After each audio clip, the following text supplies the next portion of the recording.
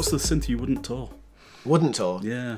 I don't know. I've had something very valuable, like a synth. So there's no need to be you take that outdoors on tour. I mean, I've heard that profits aren't great. They're not very happy. Some are. Memory Moogs, definitely not. Definitely not. You don't even want to get sort of...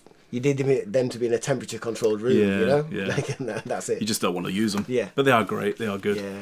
So, yeah. No, so this is the one... I haven't really explored touring with other synths because I didn't want to get into... As much as I'd like to do the whole, like... Jean-Michel Jarre, like a whole, like just racks everywhere and he walks off this bit of stage and does that. That's not us, And when you're flying from like Australia to LA and then back to London for a day and out to Japan again, you kind of like, I feel like I know I can trust these, even in cargo, just sending them off in a decent flight case. So do you have problems with the digital stuff sometimes? Problems with computers? Yeah. Yeah, digital. So I mean, digital synths again, are fine. That's power supplies, local power. Yeah, local power can be. What do you mean you've changed from 50 to 60 hertz? I think actually it's local power and local crew. Yeah. the two main options. And catering difficulties, yeah. But no, I mean, I've had horror stories where racks have been like dropped from 35,000 feet. It feels like, and the whole thing, the bolts have sheared off inside. You're like, oh, that's great. Got to build another. So you got to build another one on show day in Russia or something like that. So it's not the easiest thing to do. But computers inherently are more complicated. Therefore, there's more to go wrong.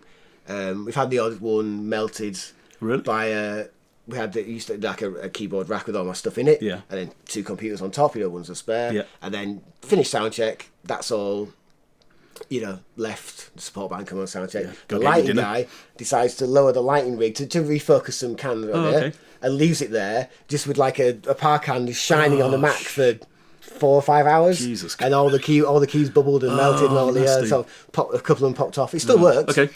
But it wasn't the most. It wasn't the most easygoing of shows. Put it that way. Crikey. Yeah. Where was that in? In America somewhere. Oh, okay. Can't remember. Local crew. Big rack of power cans, massive rack just lowered down, and it's just like, and then you have that realization, you're like, the Macs are still there. It's open. Get on stage, run on stage, and you kind Too of hot like to handle. the key, yeah. And it's like the Q keys popped off somewhere, and the K's missing, and the space bar doesn't space anymore. So I've bought many of these synths over the years, and kind of. They often arrive in varying states of repair or functionality. So let's give the viewers kind of some things to look out for when you're buying these. The one that I think I've learned, which I didn't know until I talked to you, was the old. Yeah. The power switches have is it a fault or did it just wear out? No, the single switch that you see is just a plastic button. Yeah. Inside, there's about 3 other switches on that one switch, and it switches various bits of the power and the D2A converter in and out. And it's probably not going to do this. No, it does. Oh, yeah, I see. You need to get some bit of repair. I need to get someone to look at that. So basically, it's caused by bad contacts. You just need the switch. Yeah, and it's a great performance thing. That's actually quite mild. Added vibrato, yeah. But sometimes it would be, and I think you found this when you were playing live, it would just change pitch. Yeah, it suddenly switched to the other position. Yeah. And then you'd be like, what's going on? It'd drop off a good few cents on the. And then it'd come back on another random thing. And I didn't know that it's a common thing that goes with them. Which, it's just oxidization. But you can clean those, or you can clean them. You can replace the switches now. There's loads of switches available. So it's not the end of the world if he's doing that. It doesn't mean the oscillator's faulty or anything if he's making that noise. It just Worst case scenario is when you play it, it's all out of tune, and then it just randomly detunes itself. Yeah, so even if you try and go for scale, you kind of like one note might suddenly drop you off. might think, oh my god, that's it. Yeah. It's had it. It's but not. It's more than it's like pretty straight. Yeah. So that's a pretty easy thing to test Yeah. for, and it's dead easy to fix as well. The other thing which is on many synths, but because these were designed obviously to be a keytar as well, the strap, they have a battery compartment. It's always worth looking in to make sure that somebody hasn't left some ever-ready batteries from like 1985 in there, which could obviously cause not only just mess, but get onto the boards. Yeah, because the best it's going to do is corrode the battery contacts. Yeah. I've seen them repaired, lots of 101s that have had copper traces on the PCBs that have just been corroded away. Yeah. Which is a more serious problem to fix, isn't it? I mean, they can be retracked, it's fine, but you don't want that. You don't have to pay. We have to buy it. Yeah, you don't want to have to repair it. Spend money on somebody fixing it. I suppose the other thing really common with all the SH-101s is sliders that are dirty. Yeah. You can clean them really quickly with Deoxit D100. Best best thing to do is replace them with brand new ones, which is again they're easy to come by. Yeah. Or if you are going to, but if you're buying one second hand, it's worth just playing a note and just moving all the things and making sure that they all do what they're supposed to do, right? Yeah, you don't want any crackles. But again, it's not the end of the world. If it's doing that. Dead easy. Keys break. You can still get keys. Like again, this applies to a lot of synths. You just look down, just see if something's popping out like that one is a bit. The spring might be going a bit funny at the back, but again, you can replace them quite easily. Key contacts on this are silicon graphite pads, so they're read by the processor. Some synths will have physical gold wire contacts of some kind, which are easy to manipulate and clean. You just need to clean these with isopropyl alcohol, but it's a bit of a disassembly job. But it's not terrible, but you just need to take all the keys off.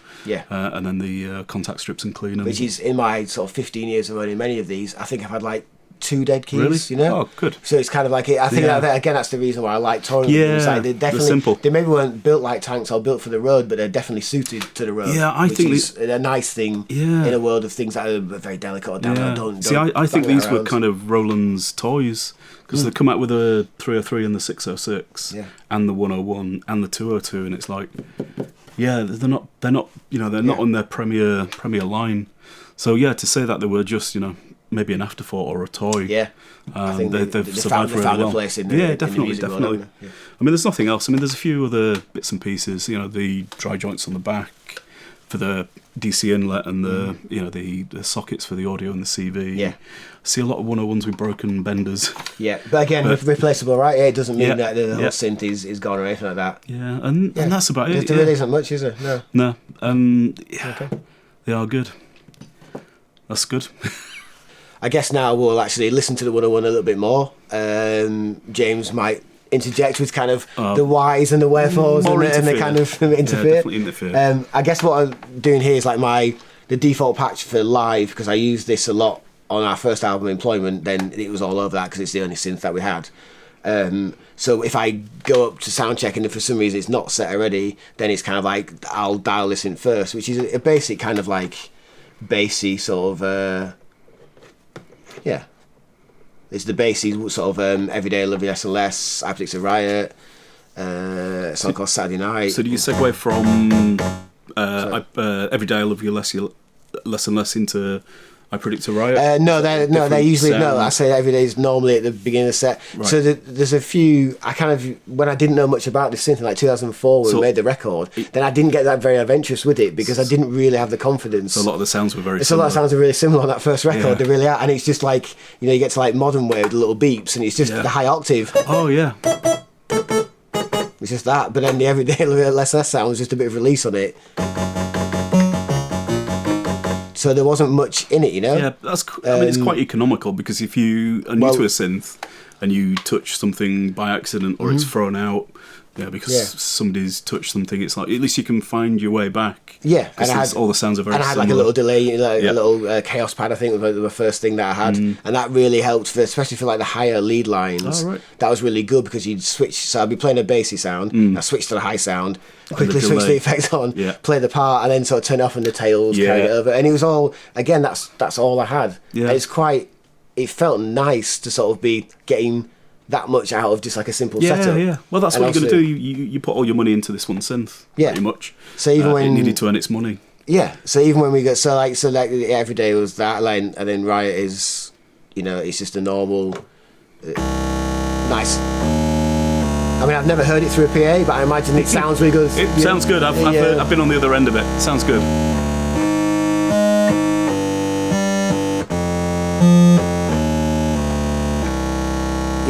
And it's kind of like I have a sub monitor on stage. I have like in ears and stuff like so, but you definitely miss some bass with in ears. So I used to have like a sub. Oh, what, just to and I'm kind of like, it's really when you hear like a 101 through a sub, it sounds amazing. It's really good. Which must be somewhere closer if you stood in the crowd. Yeah, I was just going to say you've got like a bank of subs on the stage. So there must be It is good because I remember when I went down to see you the first time, it was like, oh my god, these guys can play, which surprised me because I'm a bit of a cynic. But when I think you played Modern Way first, Right, yeah. remember you can't remember your set list from No.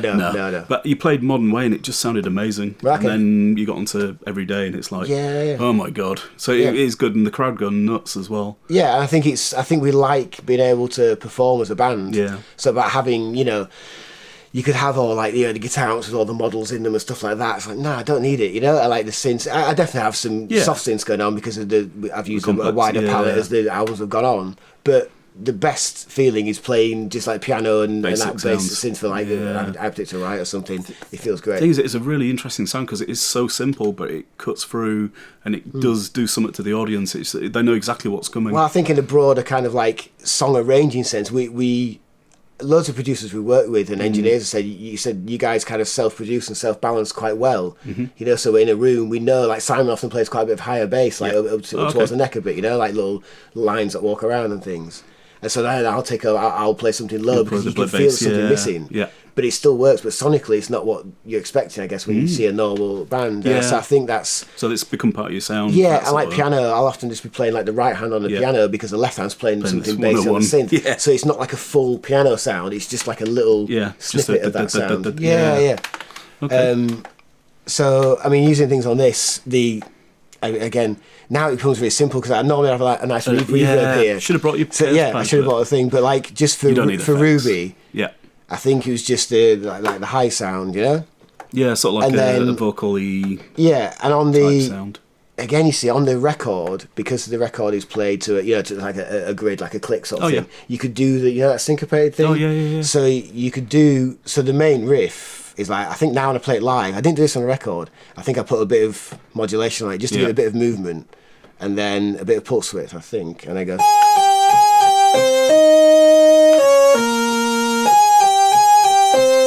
Whereas it was just. See that? Oh yeah.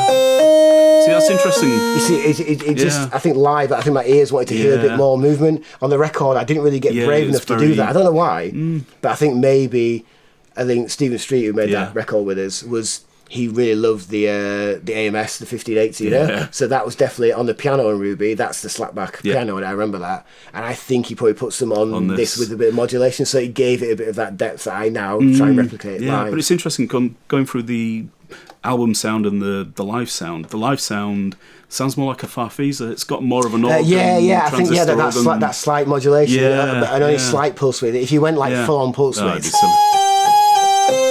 That sounds like a synth. Yeah. Whereas I think when you dial it back a bit, just have a little bit, and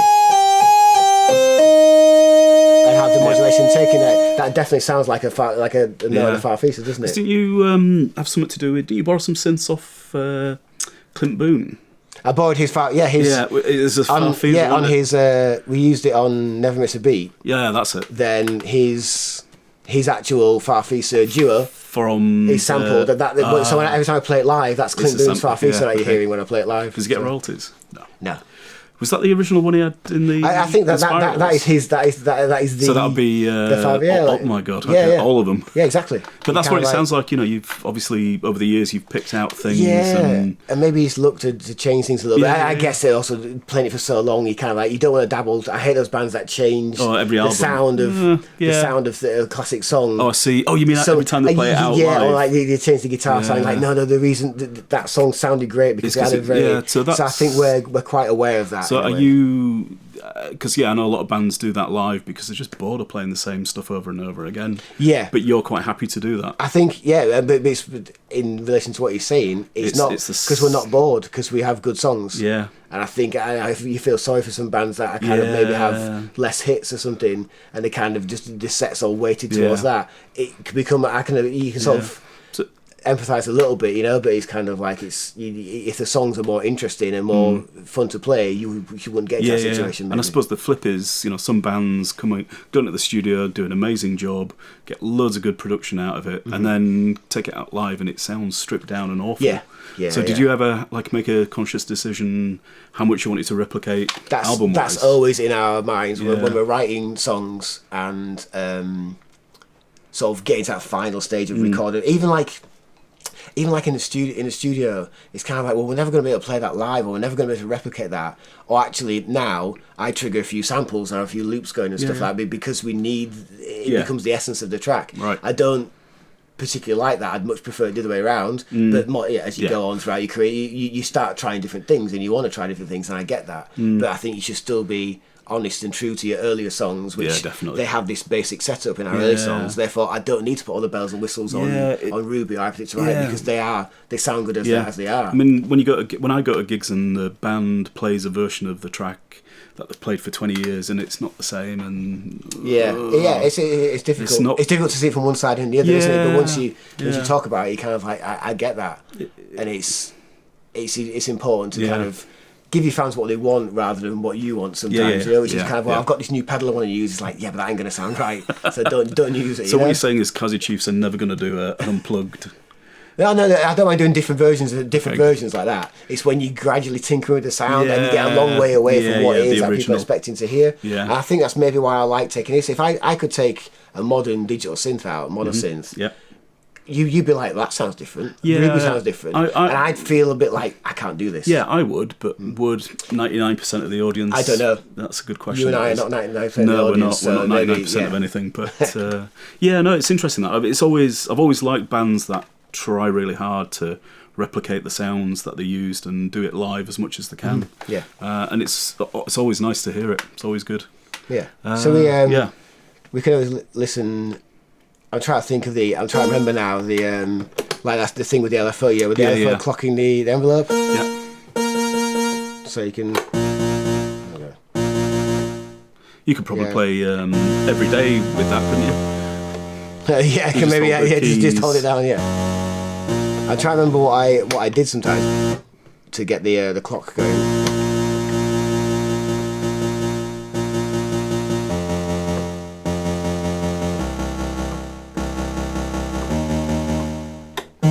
So when you got like Ruby, which now I'm playing the piano chords to remember what I played now. I can't remember. I'm trying to remember. So at least B flat minor and F minor and then C minor and E flat. So Stephen Street was like, can you try do something with a bit of a rhythm to it, like syncopated thing. So we did this thing with a bit of delay on it. And so if you listen to the record, if you play this bit now and you listen to the record, in the verses you'll hear kind of like I'm playing those offbeat piano things going on. That's right. But underneath it there's a thing going. I can't remember if it's. And if you take that out, you'd notice it missing, but you wouldn't know. You don't really know it's there, and that's why I like this. And again, the sound is a bit more. It is a bit more vibey than that. I can't remember exactly. I mean, it's interesting because you could have painted that in on Logic, or you could have put it through a compressor or a gate and come up with something similar. But it's all from this. And so this was, and I think that's when I just got into. I've got a feeling I did it by ear, right? And just nudged the album until it was about right. So Stephen album, was like, that's it. So for the album, did he just take a couple of bars, or did you play it all live? I think I'll have gone through, and Stephen liked to do like takes, and he'll take a bit out. It's all that. So you were really on it there, which is how a lot of producers, if you make music, then you'll know kind of like it's worth recording lots of things, and then you take the bit that you want out sometimes. But that's why. So I like that. So the fact that the lead line in Ruby is taken by this, but also in the verses it's doing something in the background, totally different, rhythmical. So if you didn't, I mean, you don't use the SH-1 in everything, do you? No. But I use it a lot when I can. Yeah. And sometimes the palette of the song requires something a bit different, and I'll use something else. But it's mostly I'll use other polysynths. But monosynths, I've used like an MS-20 maybe occasionally. A Moog Source occasionally, but this by far it sort of comes back, and it's all now that I'm kind of like sometimes I'm like it's a bit too samey, I can't do it. That's when I start getting a bit more involved with it. I'm like with really subtle little changes, you can often find those things like if you show that the filter tuning thing, which is a really nice little feature, isn't it? Which you can do on any synth with a filter, right? As long as it'll track the keyboard. So that's just. Basic tone, and then you can use if the filter will self resonate, you can use the resonance, and you'll hear there's a massive bass drop, which is part of the 101, the Roland filter sound, unfortunately. So yeah, and then you can tune. Which even for people that don't know synths, that this is what the filter. You'll hear this kind of sound, this sweep a lot in all kinds of music. So you can hear it picking up the harmonics. It's going to be a bit screechy, apologies. Yeah. So you can hear the emphasis of all that harmonics. Yeah. And that's it stepping through, isn't it? And it's not a digital. This is an analog slider. You'll hear that on a lot of digital synths, which is just the there we go. The artifacts of the. There you go. So now that's almost in tune. Isn't No, because I was tuning on maybe half a volt per octave. So now we're on 1 volt per octave. I need to retune it, but. So you can also pick octaves, thirds, fifths, fourths. So now if we take out just a source mixer, if we take out all the waveforms, this is normally you would hear nothing at this point if you didn't have that filter resonating, right? That's why I need to pay more attention to that. Sorry. Just put that back in. Yeah, so you can actually have 2 oscillators. Yeah. And that was the. So that was what was that? That was like a. Oh, yeah, I don't know what it was. But you can get. That's octaves, I think. Yeah. There you go. There we go. So that's. And you can. Which is like a bit more of a Sci-fi. pure, very pure tone than using the built-in oscillator. So that's definitely a pure tone. Because you can get a pretty purish tone if you use the sawtooth and then use filtering to take all the higher harmonics out. But you have to have keyboard tracking because as soon as you go off the key you've tuned the filter for, your harmonics aren't shifted with they stay over there and the filter tracks down. But that's straight away that's a nice, isn't it? Yeah. So you've got all sorts of sci-fi. Yeah. I think is it Portishead on the first album? I've forgotten the name of the first track now. Mr. Ron's. Okay, is that yeah? I always thought it was a theremin. It's not. And is it? It's an SH-101. Is it 101? There you go. Right. Okay. Yeah. So maybe Adrian will say more about that. But yeah, the other thing is you can obviously. So that's Doctor Who. No. And then you can add a bit of. So you can start with which becomes quite a different tone to what we've been hearing for the last however long. Because it's almost got a digital quality now. Yeah. It's got those overtones in there, and you can actually shift that with the envelope. So if you want to go into a gate mode, which is But there's an interesting thing there, which is you've got that sort of clicky. Yeah. So that comes. I always gets a kick that you need to. So you can do more. You can do sort of bassy, Yeah. And do sort of real subby, yeah. They probably can't. Which hear is that. like, you might not hear that. Yeah, there's a sub going on in there. Which I think, but this is the thing. Like, look at what we've been talking about before. Like, sort of the more traditional sounds I was using on the records, and then just from this single oscillator synth. You get more sounds. Yeah, you get a whole new palette of sounds, which again you start to arpeggiate them or clock them. You've got like an extra rhythm track going on underneath you, Yeah, because I think everybody. I mean, when I were buying analog synths, I'd always look at what I got for my money. So if I got 2 oscillators, 2 envelope generators, 3 LFOs, I'd be like, "This is really good." Yeah, and it just sounded awful. Or I'd but the features that outweigh the actual sonic quality. Yeah, right, so it's not always about the specs; it's about the sound. It should always be. So I'm just trying to get there. Yeah, so you get all sorts of stupid Well, it stuff. starts with you get a little drum, percussive sound. Yeah. Which a lot of people, if you Google anything about, the 101, you'll see a lot of people talk about, kick drums and snare drums and kind of like, white noise sort you of can get all sorts of things. Stupid things. Sale of the century. Yeah. I mean, But that goes really, that'll start to go really low, won't it? Well, we can get it lower than that, but no, it's... Oh, we can, yes, I forget that. It doesn't make any difference, right? Oh, you know what? I'd really like to say now that the LFO track LFO was done on SH-101, but I don't think it was. I'm not sure. I think it was something else entirely. I think it was a SX-1000 or something. Something really subby and bassy. So yeah, so for a synth that... But the synth, that's simple, that's simple straight away. So for a synth that has, nothing under the hood in inverted commas, you can get a lot more out of it, which I think is... Which is why we were talking about this today, right? And also, because it's simple, you have to work harder. I'm sure you've got lots of polysynths that have got lots of menus and lots of presets and patches, and you only use 2 of them. With this, you have to come to it every day and go, what sound do I want? Or what do I need for the track? Can I dial it on here? You probably can. And then you might get to a point where, like, actually, I do need a second oscillator, or I do need a different envelope, and you move to something else. Yeah. But that doesn't happen often. You'll find something along the journey. You might not even get to what you want to get to, but along the journey, you'll find something interesting on these. Yeah. And then we haven't got any pedals attached to these other than a tuner. So you can imagine what happens when you start to have some nice deep reverbs or like little short slapback echoes. That's always been, for me, that's always been a weird thing, because I never, when I'm repairing stuff, I never listen to anything with effects on. No. Usually the synth doesn't have effects anyway. It might have a chorus if I'm really lucky. And then I hear people, I hear the records or I hear them live, and it's like, wow, what's that? It's a 101. Really? Yeah. It's because it's got, gorgeous stuff all around it. And, but I think the gorgeous stuff has got a gorgeous source going into it, and that's what makes that's what so much when you look at any studio you go to, it's like, well, why have you got so many pedals? Why have you got so many of these things? It's because you've got those options to kind of have good sources and good treatments. So have you got a good output then? Have you got an effects pedal or an effects unit that you would always put the 101 through? Or is there always something that you go, I've got to have that in live? I've always used the Korg Chaos pads because because I like the pad for sort of expressive stuff.